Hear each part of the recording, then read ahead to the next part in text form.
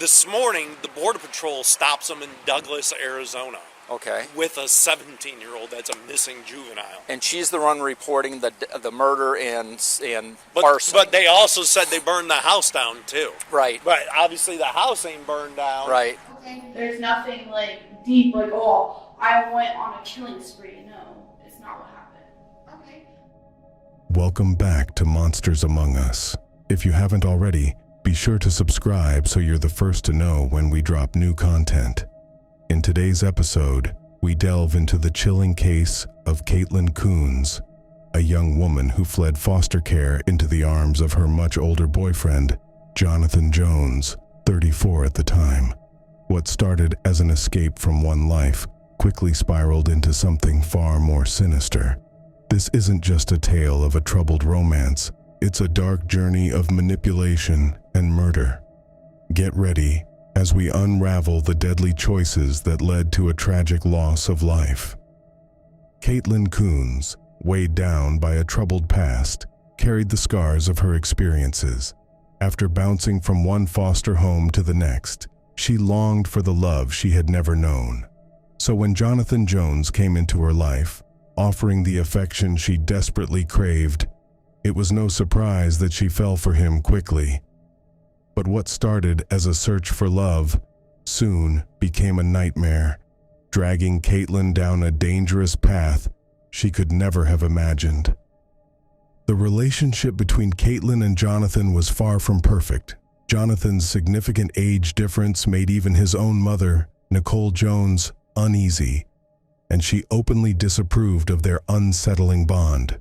For Kaitlyn, however, this disapproval wasn't just an obstacle. It felt like a direct threat. The idea of losing the one person who finally gave her the love and attention she had longed for her entire life was unbearable. As her fear of losing Jonathan grew, so did her desperation, driving her closer to a dangerous breaking point. But just how far would Kaitlyn go to make sure Nicole didn't stand in the way of her relationship with Jonathan? On May 5th, 2023, a detective from Canton contacted the Sylvania, Ohio police, requesting a wellness check at Nicole Jones' residence. The detective shared that Caitlyn Coones had spoken to her foster care caseworker, claiming involvement in the deaths of two people, including Nicole Jones, who hadn't been seen since April 18th, 2023. Local police quickly arrived at Nicole's last known address, but they were immediately met by U.S. Marshals. The Marshals were already at the house because Jonathan Jones, who had been arrested for possessing explicit photos of his underage girlfriend, was out on bond and had failed to appear in court. But hey, we're here with the PD right now. Let me call you back. How you doing? That's kind of I read it as I'm coming down here. It's kind of a weird one. The package on the front porch. It looks like it's been there a week. Okay. HOD. He knows more about the details. Okay. You guys are marshals? Yeah. Okay. Are you working with the detective? Is Canton? Yeah, it's okay. like a fugitive investigation, but then I guess the one lady said that she killed her in arson. Yeah. Okay. That does not. So I don't know if I think supposedly they took mom's car. The lady that lives here, they're in her car somewhere. Okay. Do we know how old she is? Okay.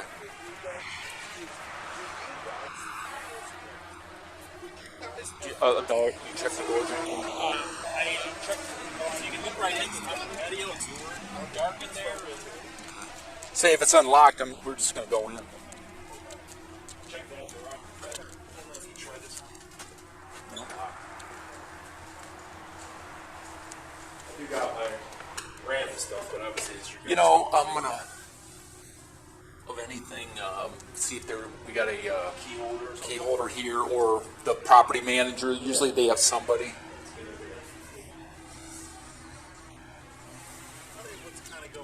Yeah, I kind of read it. I'm going to see if she's seen her. This lady has got contact numbers for the house here. It says she hasn't seen this lady in a long time, but a gentleman comes in and out. So what happened was this dude was on bond for The son. The son. Right. he was supposed to show up for sentencing or something like that. Okay.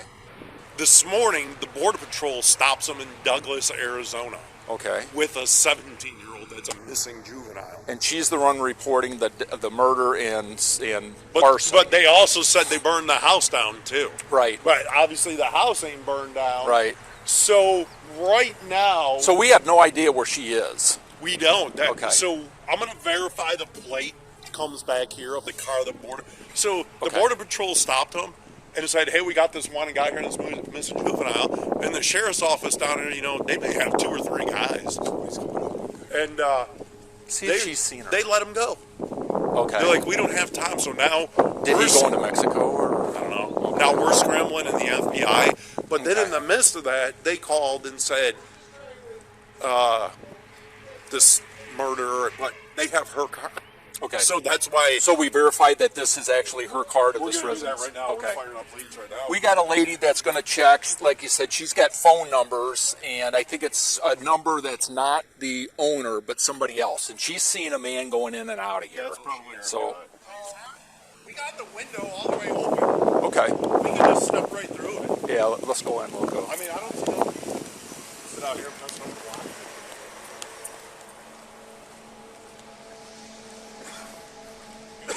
Go ahead, we go through Yep. this and lock the door.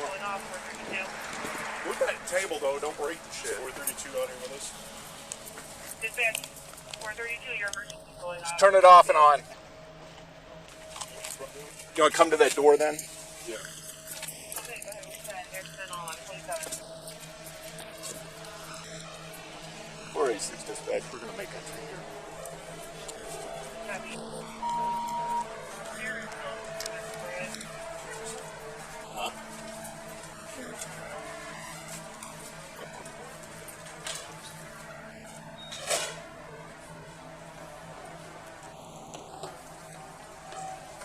Police department.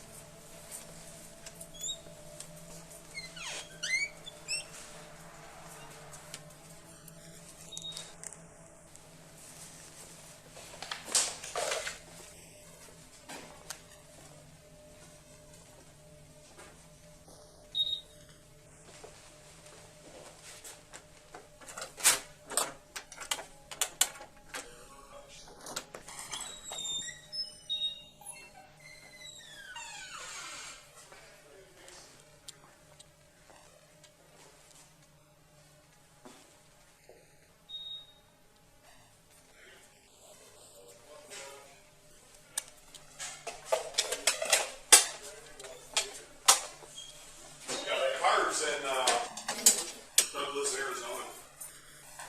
And that would, wonder if they could have did this person somewhere else. How about the garage? Did you use your garage? Yes. Anything in there? You would have heard it. Shake plate? No, I meant is there any vehicles in No. there? So this right here was rotted.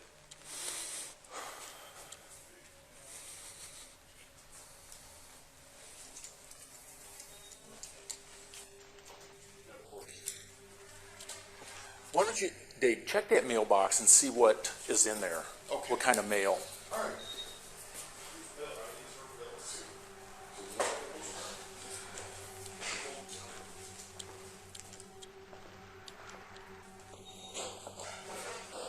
Detective from Lake said that this guy was supposed to move in to take care of her. Oh, Algarin?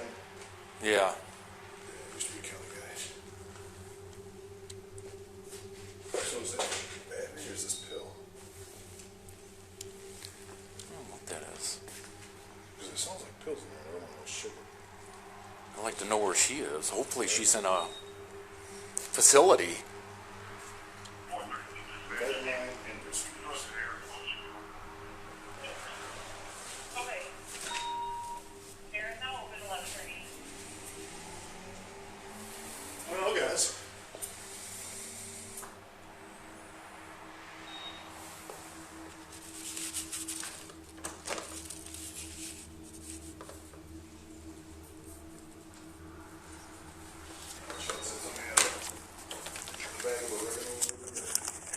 Letter from adult probation. Oh my Jesus.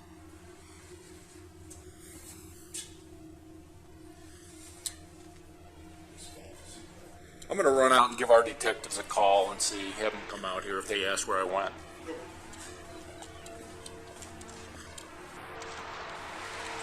Do you hear a call on Timber's Edge? Okay, we were sent over here from a detective in Canton.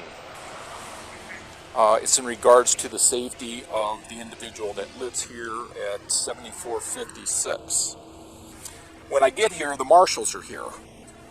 And they're telling me that this lady's car was stopped down in Arizona by the son and the girlfriend. And the girlfriend reported to her caseworker that they killed her and burned down the home.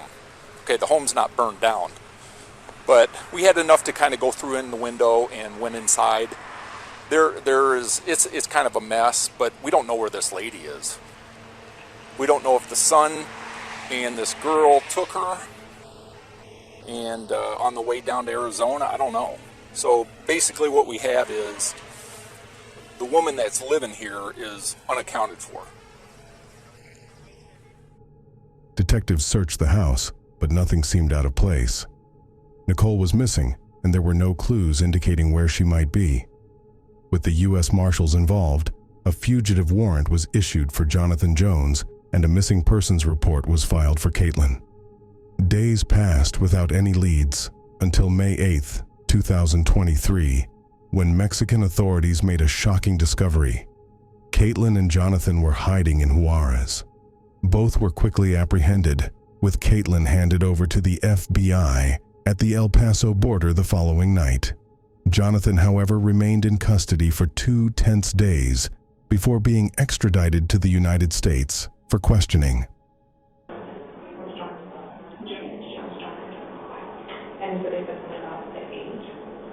They said that it was bad, but after I talked to the translator after getting to the police station, he said that the whole reason why we got stopped was because of the visas, and then they were like, well, they are going to let you go, but they're going to check the car before they do. They're going to, see if you guys have a permit for it. They're going to deep search it to see if there's anything illegal, but you guys should be on your way to Texas. So actually, can you talk to me about that? What were the circumstances of the Mexicans, like how did you guys get pulled over? What happened? The person I was with, we were going to go and use the bathroom, and they showed up out of nowhere. They took the person I was with, let him against the car. They took me in the back seat, and they asked me what my age was, what we were doing. I said I was 17. We were going to go use the bathroom before, trying to sell jewelry. And he was like, well, the 2 ages are really bad, I was like, actually, I know it's actually legal in Mexico, as long as the only time someone can be with someone above the age of 18 is if they're doing something sexually, then the person has to be 18 for someone to be dating somebody above 18. What the, policia or whatever said, they were like, well, we're going to search the car, do a search on it, see what's in there. They were like, if you don't have a permit for it, we're going to have to keep it, and you're going to have to go back to Texas, and you can either go in the car to Texas if you do have the permit, but if you don't have the permit, we're going to escort you guys there ourselves. So they ended up finding marijuana in the car, even though Border Patrol checked that. They already checked the marijuana in the car, and the Border Patrol let us go. They said we were fine, that we had the legal amount in the car for marijuana. Okay. And then that day, yesterday, the policia were like, yeah, marijuana's illegal. Okay. Is that Border Patrol here in Texas or somewhere else in El Paso? I think it was the Border Patrol of, it's not Texas. I don't know where it was. It's not Texas. I think it was Arizona. Yeah. Okay. The border to Mexico, was that through Arizona or through here in El Paso? I think it was through Texas, if I remember correctly. It leads.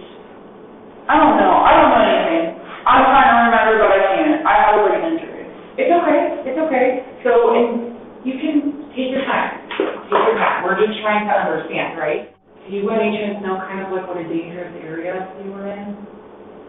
No, I mean, I did see like the military and the police like drive by and stuff, but like they were driving around so frequently, like I didn't think anything was gonna happen, and like I know how to defend myself because like I grew up in the hood of Ohio, so like I know how to fight for myself. And you know, I've been in fights with girls my age. That's the reason why I don't become friends with people my age, because it's just, no, I don't understand them. Right. So I get it, and I have no doubt that you can defend yourself. But I'm assuming, do you recall driving through Juarez, a town called Juarez? Yeah. Okay. Did you stay in? I don't think so. I just remember driving through it because I have a video of it on my phone. Not a video, I have a picture of it with like the name on it. Okay. So I'm just asking because I'm not sure if you're aware of this. Ciudad Juarez is the name of the town. It's one of the most dangerous cities in the entire world. Very deadly. So a little bit different, right? Than just getting in a fight at school. I mean, these are people that were ahead, you know. And so that's another reason that we want to talk to you, is because we want to make sure that you're okay. I mean, obviously I see that you're okay, but from two people from Michigan, are you from Michigan? No. Ohio, excuse me.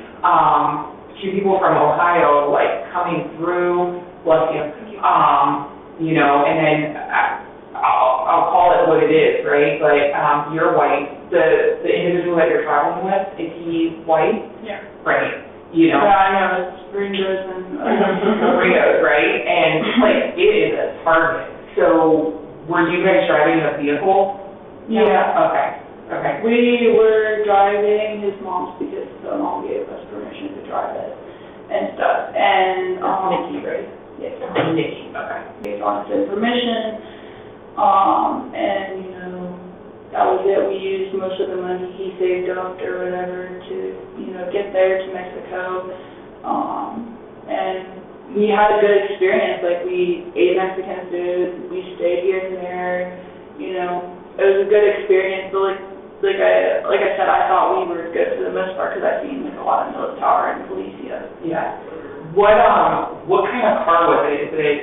It was like a white like SUV. Is it new or old? I think old. Old. So was it junky or in good shape? Like in between the junky and good shape. Okay. Did you guys change license plates or anything, or so is the tag still Ohio? Okay. Honestly, I think that you guys are pretty lucky. You know, did you guys ever get stopped by the Mexicans other than when they picked you up? Did they stop you? So we sold jewelry, we sold a phone, and that was it. That went okay. We did get stopped by the police like once before we got arrested, and they wanted to check out the phone, so we handed it to them and stuff and let them check it out. And then they were like, no, because it has no Wi-Fi. I mean, it's Wi-Fi on, so they didn't want it. It was the one that I have right now. So they handed it back to us, and then, yeah. And what about the jewelry? Nothing. I don't think anything to sell about the jewelry. That's when we got stopped, because we slept in the car. We woke up the next morning. We were about to go use the bathroom, and that's when the police showed up. What kind of jewelry were you trying to sell? Like old ancient jewelry that I had. Not like ancient, sorry, but it was like old jewelry, like charm bracelet, rings, like, you know, the rings that girls are in the instead of the jewelry that you had? Mm-hmm. Okay. The jewelry Kaitlyn mentioned wasn't just any jewelry. It was Nicole's. It quickly became clear that Kaitlyn and Jonathan had stolen it, likely intending to sell it to fund their escape through Mexico as they fled the U.S. But the question remains, why? What were they running from, and how far were they willing to go to cover their tracks? Kaitlyn revealed that neither she nor Jonathan had jobs, relying solely on his disability checks for income. During her interrogation, she described Nicole as cool and laid back, portraying a seemingly calm relationship. However, beneath that surface, deeper tensions had been brewing, tensions that would unravel in ways no one could have predicted. Yeah, his mom is like a cool type of mom. Like, she likes to play card games, go on her walks, you know. You know, when we were trying to, you know, take her to Mexico, she didn't want to come because she was talking about her Superman boyfriend. And I was like, she said that she was apparently dating Superman. I was like, oh, okay. I'm not going to stop you there. She was going to go with you? No, she wasn't. She said that she was talking to her, you know, Superman boyfriend and stuff, and that she had things to do, and I was like, okay. And I was like, yeah, she's about to come to that age. Are you referencing, like, Alzheimer's, like dementia? Yeah, Alzheimer's and on the verge of losing her mind. Right. So are you pretty close to Nikki? I'm semi-decent. She doesn't like me just because of my age and everything, but, like, she's okay with us being together, obviously, but, like, you know, she's like, I wish I'm your age.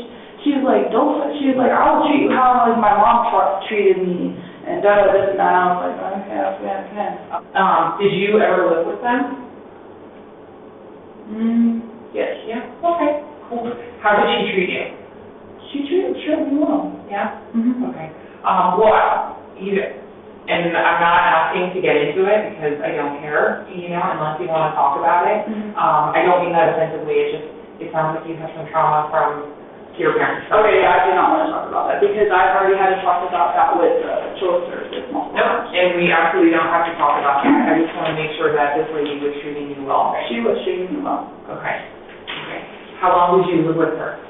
I didn't live with her. I just stayed there a few nights, a couple of months. Okay. Does Nikki know that John was in jail in Mexico? I don't know. I haven't talked to him since he got anyway, so I don't know if he called her or if the police called or what happened with that. I do not know. Does she know you guys are going?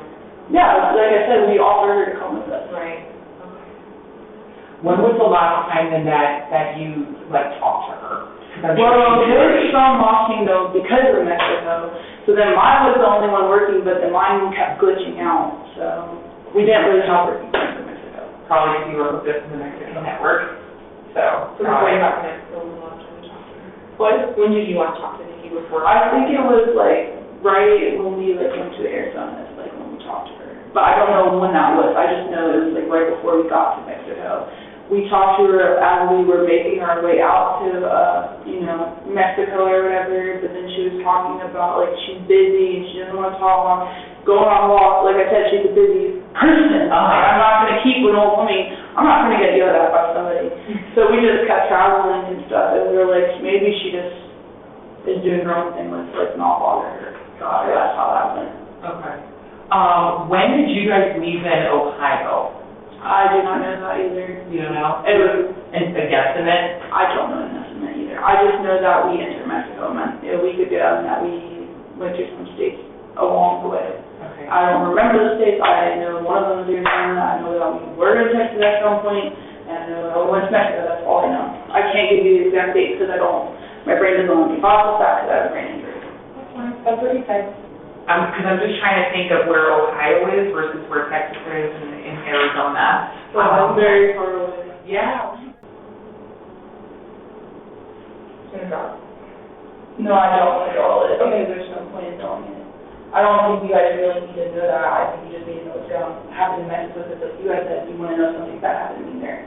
And I'm not trying to give more than I should be happy to give. So we went this way. Okay, so I'm like an EU sort of? Mm-hmm. Okay. How long were you guys on the road for? For a while. We went to Cushing. Yeah. I mean, because I feel like we talked about what happened in Mexico. I feel like I went over everything there is to need to know about if there was to be something, and I am ready to get back in there. So. I got that, and obviously I can tell that you're getting like a little bit upset, you know? I am because I'm not. Like, I'm literally in wherever this is, there's jail cells by there, I'm sitting on this metal thing, I could literally, you know, be out and about. Right, so, and you guys said that you wanted to know what happened in Mexico and stuff, and to make sure that I'm not doing anything illegal, and that's the reason why I gave you my password. correct, and so you're 17, right? Correct. And so, you're still a minor, Texas, so I'm legal here. You are legal here, but out of Ohio, you're still a minor, and so we just wanted to make sure that when en route, that you're okay. And I am okay. Okay. And we also wanted to make sure, you know, with Jonathan, I know you said nothing happened, but we wanted to make sure from Ohio to Mexico to here that you were safe, that you didn't, nothing happened along the way either with him or with someone else. Nothing just happened along the way. He kept me safe throughout most of the way. And then the thing is that there was a notification that came in as well that you had been abducted. Okay? Okay, well, I was never abducted, so Okay. I need to talk to whoever said that. Why have they said that? I don't know, because I told my caseworker I was going with him, so that's a misfollow part on her behalf. Right. And so, once again, that's... I know, like, whenever I was, reading the newspapers after the Mexican police, that they said, oh, fugitive is believed to be with runaway, and I've been posting off my Facebook account. I talked to my local police. I even have the phone records in my phone. I talked to my local police. They said that they never had been missing. I said, why didn't they put it out that I went missing this long ago if I did go missing? I said, I'm not with a fugitive. I'm not abducted. I'm not missing. I'm not kidnapped. I'm about to be 18. I'm literally what's it called in Ohio, emancipated, because I was living in an independent living house. I was allowed to do whatever I wanted to do. Okay. Because that's what they wanted me to do until I turned 18, so that they didn't have to do more paperwork. Right. So that's what I put on my Facebook, so I don't understand why it's still is. Was Jonathan a patrol person, is that why they're saying that it's fugitive? I don't know why they said he was a fugitive. I know that as soon as we got to the police and we told them everything, they understood, and they just said that he's going to be in jail for 2 days. Okay. So, yes. Okay. Yeah, no, and hey, look, it is our job, right, just to make sure that you're safe, okay? I am safe. So when we get notified by Mexican authorities as well as U.S. authorities that there's a child, right, that has been, because even in Mexico you're still considered a child. Texas is different, but it just so happens that you pass through Texas, right? So let's put what Texas state law is out of the way, right? So we get notified that we have a child that's in Mexico and that's being deported back. We need to make sure that you're okay. I know, and once again, like I said, I am okay. So I keep revisiting the question, is she okay? What are the signs that she's not okay? And I'm showing you that I am okay, and I'm saying I am okay. So you need to take my word for it. I am taking your word for it, because now we're face to face, right? But up until an hour ago, we were not face to face. And we have been notified that you were listed as a kidnapped child. Right? Okay, well, I will talk to whoever I have to talk to about that, because I was not kidnapped. My caseworker knew that I left volunteer. In an effort to get Kaitlyn to open up about Nicole's disappearance, the detective changed tactics. Instead of applying pressure, she gently shifted the conversation toward Kaitlyn's relationship with Jonathan, aiming to build rapport. But as the interview continued, the tone grew darker. The detective gradually introduced a chilling new angle: 2 murders and an arson. This calculated shift was designed to unsettle Kaitlyn, hoping it would be enough to make her break. I like that he's caring and understanding, and I feel like, nobody is like him at all. Yeah. Like, I've never met somebody like him before. What does he do so that he cares? Like, that he cares, he's always making sure that I ate and stuff, and we also had a cat or whatever, so he was always making sure the cat was okay and stuff, and, he was always making sure his mom was okay, too. His mom? Yes. What's his mom's name? Nikki. Nikki? Yeah. Okay. Why was he, making sure that she was okay? Why did he, make sure she was okay? Yeah. Because she also had a use for it. She did? Yeah. And she's doing okay? I'm kind of getting irritated because this took longer than I imagined. The people that I came with, they told me that I was just going to be dropped off and that, I could make it my way to Ohio myself. And then this happened, so I felt like I was lied by the authorities of that. And so I feel like my time is being wasted because obviously I'm okay. I'm not kidnapped. I'm perfectly fine. I don't see anything that would show any signs of kidnapping. You know, I have my phone, so if I needed help, I would have contacted up, or I could have yelled fire or help. So I think that, like, this is just, like, a big discommunication with the whole world. So I'm ready to leave, that's all. Okay.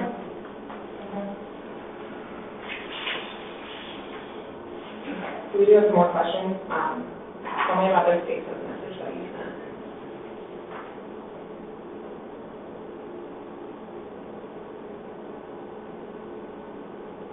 It talks about 2 murders and some arson. This is when my ex has him right now. I can write you his name down here. This is sort of thing. This is the one that keeps texting me, and this is back from when I lived with him. He has my account. He works, like, on the dark web and stuff.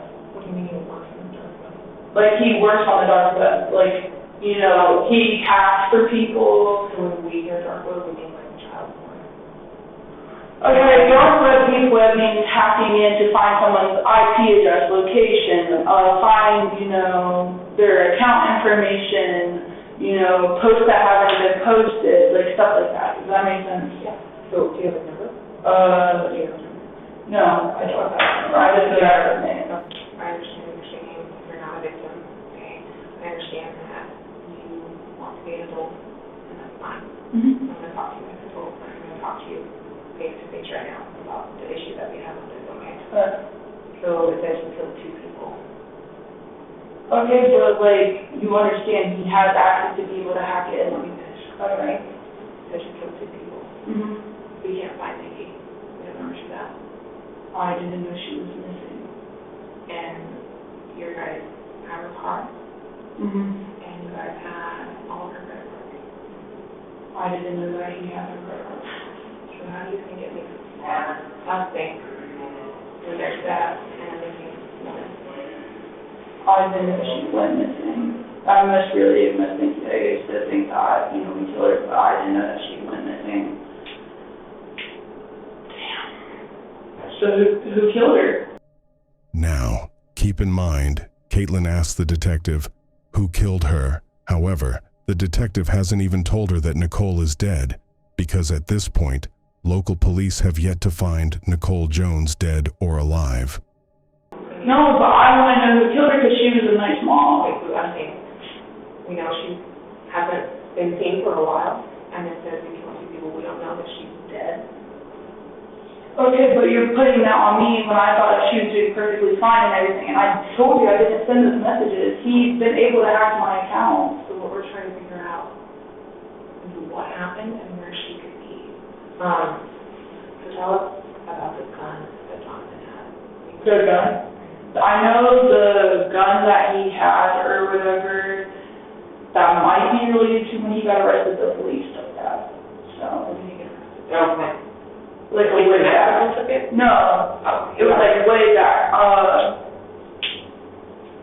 Yeah, he got arrested in Wood County. I also got arrested. I went to juvenile jail, got out the next day, but he stayed there for a while, but they took, like, you know, his weed and stuff and his gun. That's what I know that happened. Back then, I don't know anything else. Did you ever see a gun or? No, I did not. So Jonathan took a gun to a pawn shop here in El Paso and told the people that his mom was dead. He did. Sure. So, Kaitlyn, we want to help you. Right. And we recognize that you're squinting and that you have a lot of life left. And we want to do what we can to help you. Right. I mean that really, I'm not being He really did that? Yes, yes. He went to, like, Went to a pawn shop here in El Paso, gave him the gun, and said his mom was dead. Well, to give you a chance to talk. what do you mean to talk? Why you would have done that? Why he would have done that? Mm-hmm. I mean, he probably would have.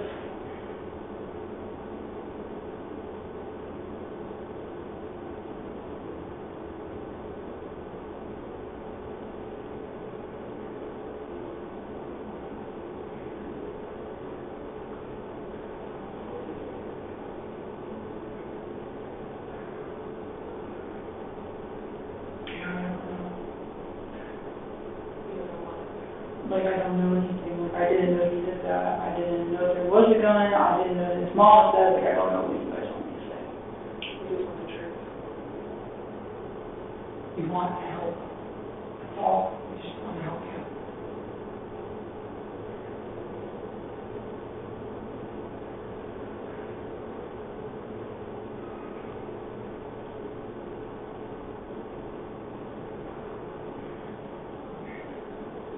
So she's dead. Did you guys find the body?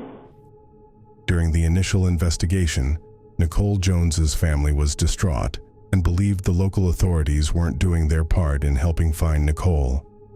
Little did they know, detectives were working meticulously around the clock to gather the information needed to determine what really happened to Nicole. Caitlyn, not only do we have the pawn shop owner's statement, we have the gun now, and then we also have video surveillance putting you guys at the pawn shop. I know we went to the pawn shop or whatever, but I didn't know about the gun. I knew that was, he wanted to pawn something to get money to be able to go into Mexico. That's all I knew, because they said that there's a border where you have to pay to get in. Right. So when we talk to him, and he's going to try to point the finger at you,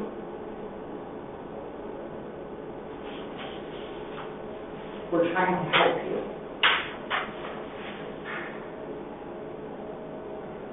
There's a difference between being 17 and being 33. Okay? I get that, but I just don't know.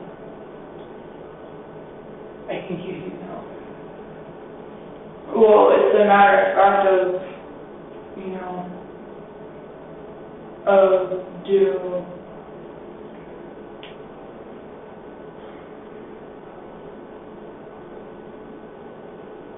put it all on him, even though it's not all on him, or go to jail. So it doesn't have to be one or the other. Okay? Her job is to pursue the truth and to find the truth. And that's what we want. We just want the truth. And we want to give you an opportunity to tell your story before he tells it for you.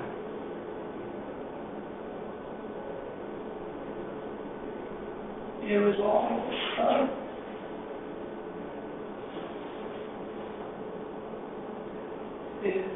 was all me. I told him that I gave him $5. I ran away from an independent living house, and I told him he had $5, to kill her, and he told me that he couldn't do it because that was his mom. So he wouldn't do it. So I straightened her out and I took her rock and banged her head a whole bunch of times. And then I told him about it, and he was shocked. And then I let him give her the moment he threw up, and then we went to go get cleaning supplies that I cashed out and stuff. And then we cleaned up the body, cleaned up everything in the house. We disposed her body in the trash dumpster, and he couldn't do it, so I, was the one that put the body in the trash. And then after that, we took his ankle thing off, and then we went on the run. And most of the way, he was really struggling with it because it was his mom, and he needed marijuana, and that's the reason why, there was marijuana gummies in the car when they tried to get into Mexico. Why did you want to kill her? Because she wouldn't let us do it. And you loved him.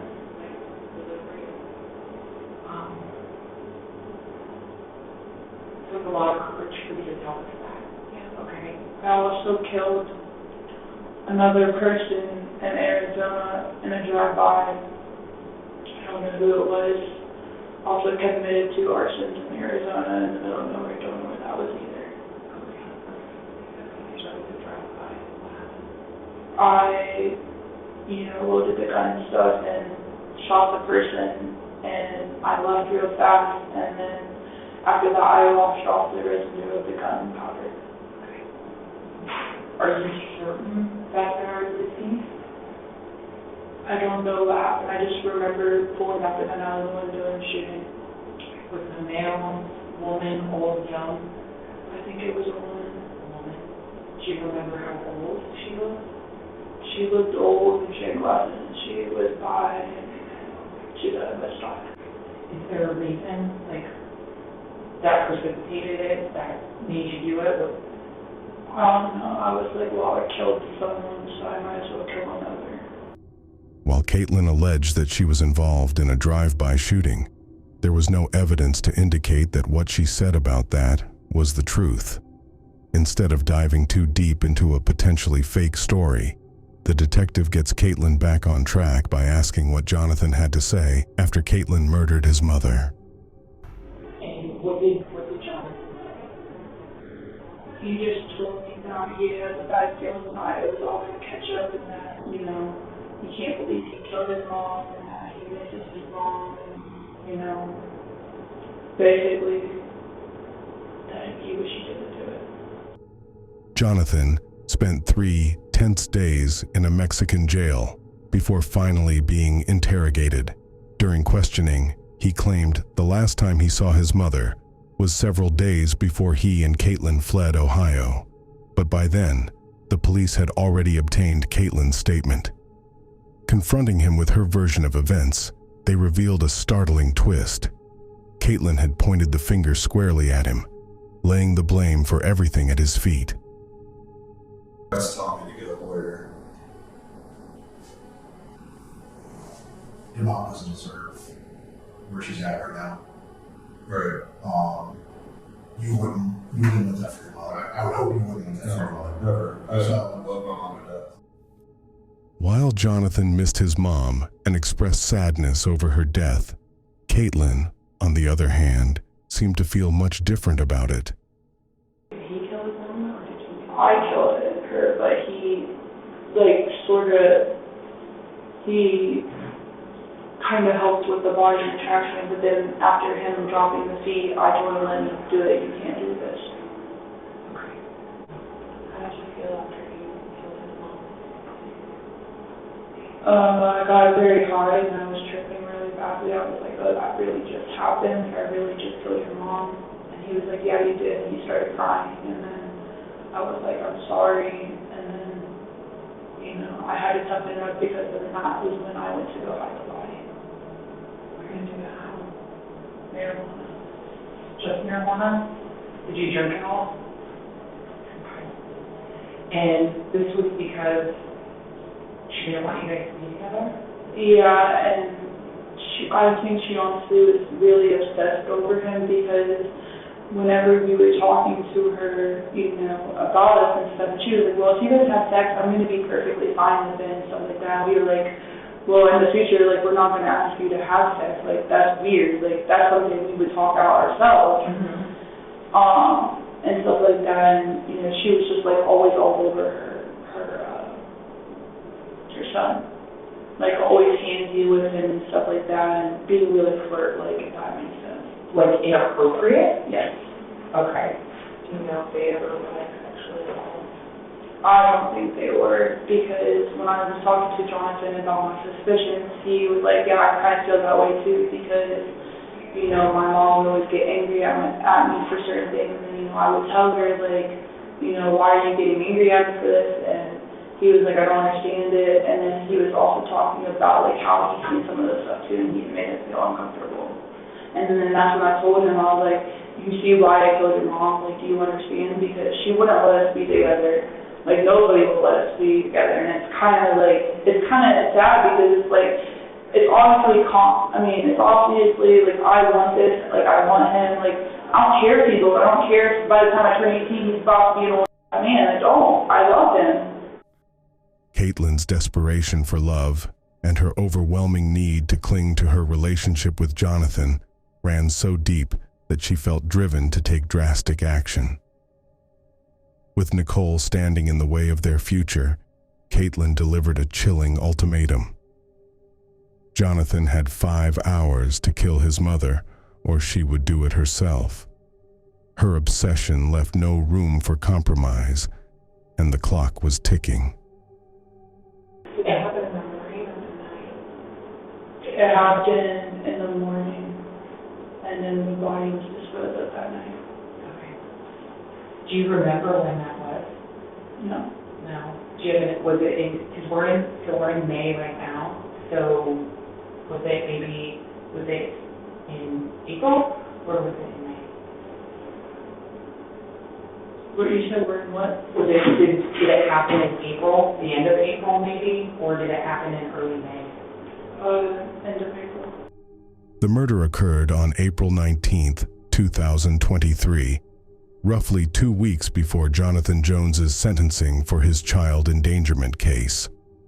According to Jonathan, his mother had plans to go to a local dispensary that morning. According to him, he was outside of the home smoking a cigarette when he heard an unusual noise. Something, I don't know exactly what it was, but definitely sounded like a voice struggling. The voice struggling? Yeah, like somebody getting hit or something. It just, like, through the door and everything, it just sounded like a, oh. The struggle Jonathan heard was Kaitlyn attacking his mother, Nicole, and ultimately ending her life. That, you strangled her. How did you do that? Okay, where was she when that happened? She was trying to get something out of the fridge, and I flipped her over and started doing it, and then I took the rock that I had, got right on the floor, and I started throwing it at her head. Is that what the scratches are on your arm? I don't know what these are. No. Remember, like, if you lift up your sleeve, the other ones, are they from her? No. No? Oh, these are self-harm marks. Okay. Yeah. Yeah. Did she fight it all? Yeah. What? Did she fight you at all? She was very in shock, so she didn't fight. Like, the only thing I remember is the, like, hackling with blood up in her mouth, like. Was that after she was hit with the rock? Did that happen? Yeah, and then there was, like, blood clots that started coming out of her. Out of where? I think it came out of her mouth. They were, like, really big. Okay. How long did you say that you strangled her for before you hit her with the rock? I did it for 5 minutes, hit her with the rock, and then I kept strangling her. And then after that, after strangling her for, like, a good, like, at least 10 minutes, I started banging really hard with the rock again. Okay. After Kaitlyn murdered Nicole, she coldly informed Jonathan of the crime and then enlisted his help to clean up the blood-stained home. The couple headed out to a nearby Meijer for cleaning supplies. Their eerie normalcy continued with a stop at McDonald's, where Kaitlyn, seemingly unfazed by the horror she had just committed, decided to grab a meal, her appetite undeterred by the grim events of the day. Once they finished their food, they headed back to Nicole's home and scrubbed away the evidence together before going to Lowe's and grabbing a tarp to use to dispose of Nicole's body. We bought a mop, pine saw, bleach, a scrub brush.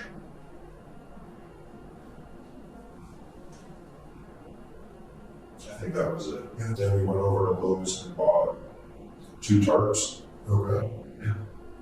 One to grab the body and one to put in the back of the car. Actually, it was like a little deal they had going on from the 2 of them. You get 2 of them for like $20 or $15 or something like that. Everywhere there was blood.